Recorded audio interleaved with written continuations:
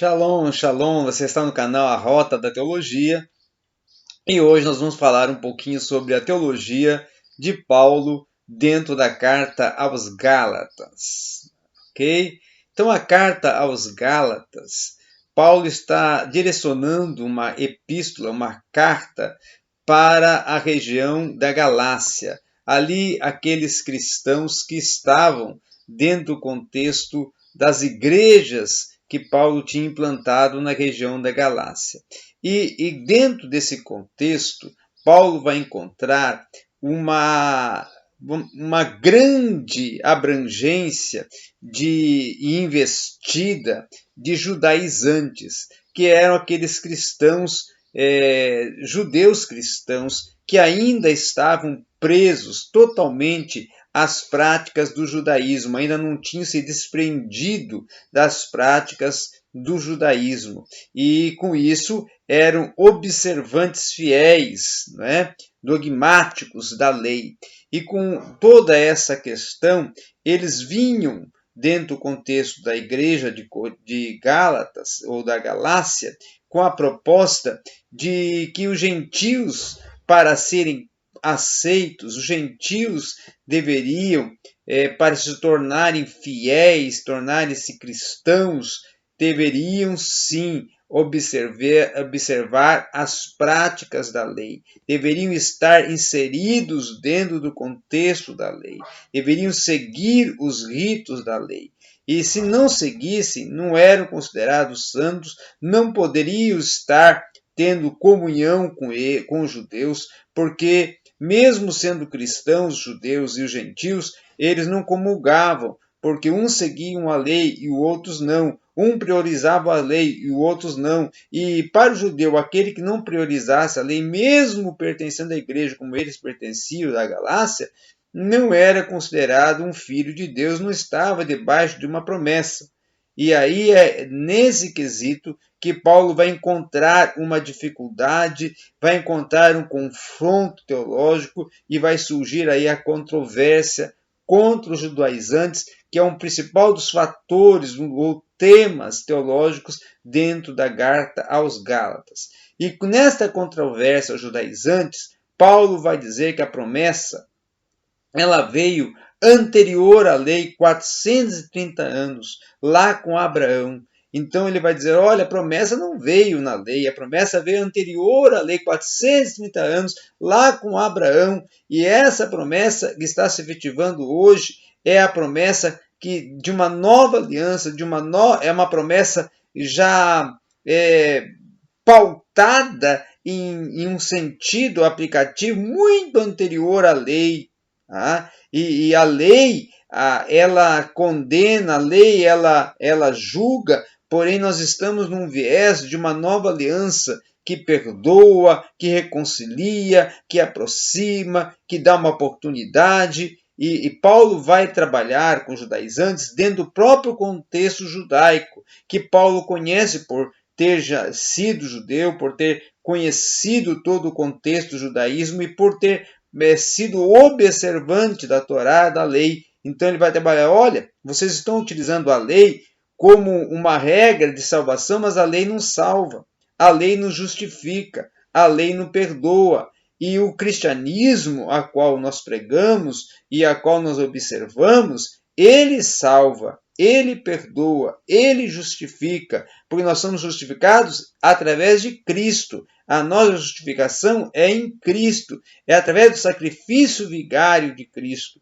Não é a nossa salvação pautada na justiça da lei, que a justiça da lei, ela condena, ela não perdoa, ela não salva, ela não dá oportunidades de redenção, de reconciliação. E é nessas oportunidades, e é nessa proposta, e é nessa abrangência que nós estamos limitados, seguros, e que nós seguimos e cremos, e confessamos a nossa fé pautada na fé em Cristo, não na fé na lei.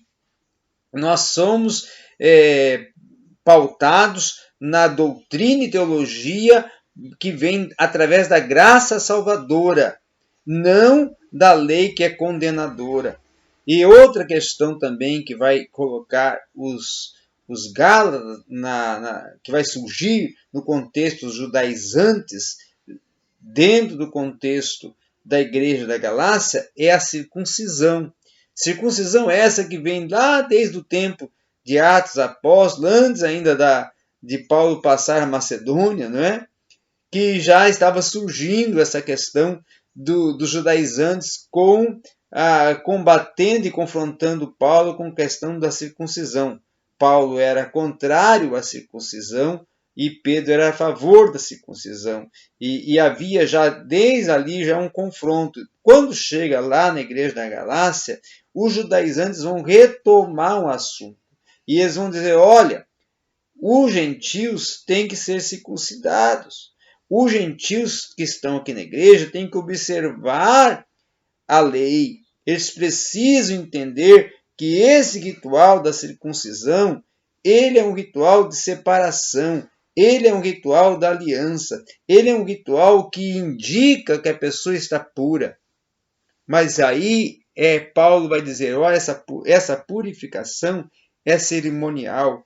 Esse ritual é um ritual físico. Esse ritual é uma marca, é um simbolismo que está dentro do contexto de uma prática da antiga aliança.